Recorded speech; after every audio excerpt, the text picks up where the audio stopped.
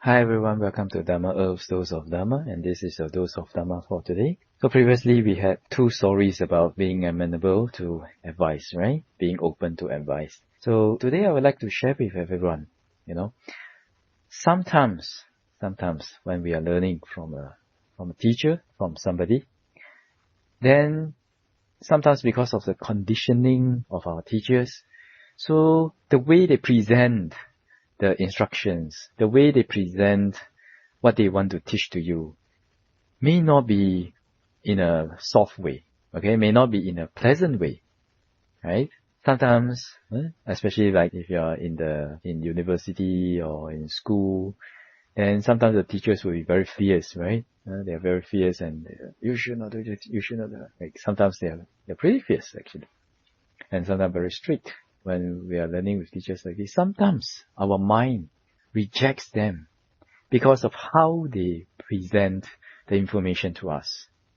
They may present it in a very harsh way. They may present it with a very strict tone, a stern tone, right? And we feel bad.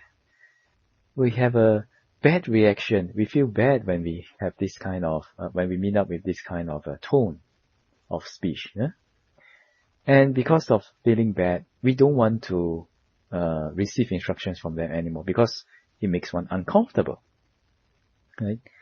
But actually, if we know how to learn from this kind of teachers, because this kind of teachers also produce very good students also. The key to it is how do you learn from this kind of teachers? So it's one thing that I like to suggest to everyone, which was very, very helpful to me in my monastic career, which is whenever you feel that when you're talking to the teacher, and whenever you feel that like the teacher's tone is starting to get stern, it's starting to get serious, it's starting to be maybe sound a little bit angry, then immediately ask this question in your mind, which is, what is the teacher actually trying to say? What is he trying to teach? Okay? So if you ask this kind of questions, what is he trying to say? What is he trying to teach? Then our mind, this question will act as an interruption for our mind to steer away from being focused on the emotion to the focus on the content. You see, many of us, when we are learning from our teachers, and if our teachers are fierce to us, sometimes we get lost. Our mind get lost, right? Because we're just focusing on the emotion and the tension and the uncomfortable feeling at the time, isn't it so? And that takes us out of the context, actually. Then we will not be able to benefit from his teaching or his scolding, right? But if we make it a mental habit, we develop this mental habit of us. Whenever we feel that the teacher is speaking in a serious tone, a strict tone, or or scolding us because we make some mistakes, then immediately trigger this question in your mind: what is the teacher trying to teach? What is his message? And when we can do that, we will change from being emotion-minded or problem-minded to solution-minded.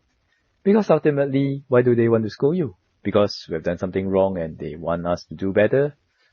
So, alright, then we take the message, but leave the emotion to them. You don't have to take their emotions, just take their message. And if we can practice in this way and develop it so that it becomes a mental habit of yourself, so whenever you're learning from anyone, and if this kind of a situation happens, and if you immediately ask yourself, it becomes like if you develop it until it becomes like a natural response, then immediately you ask, what is he trying to say? What is he trying to teach? What is the solution?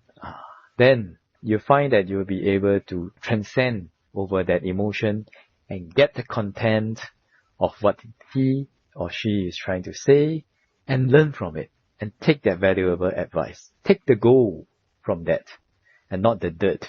If it's good, well, it's up to them, right? If that's their problem. But what is important is we improve and we find the solution to the problem, to the mistakes that we have done. Isn't that so? Yeah.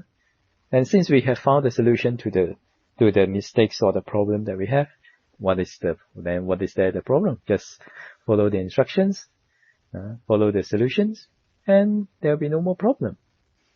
Simple, right? Yeah, so this very, very simple mental habit of asking yourself, interrupting your mind, or preventing your mind to fall into the emotions by asking ourselves, what is the teacher trying to teach? What is he trying to say? And with this, then hopefully your mind will be able to jump out of the emotion, transcend that emotion, and be able to focus on what is really important, which is the solution. Okay?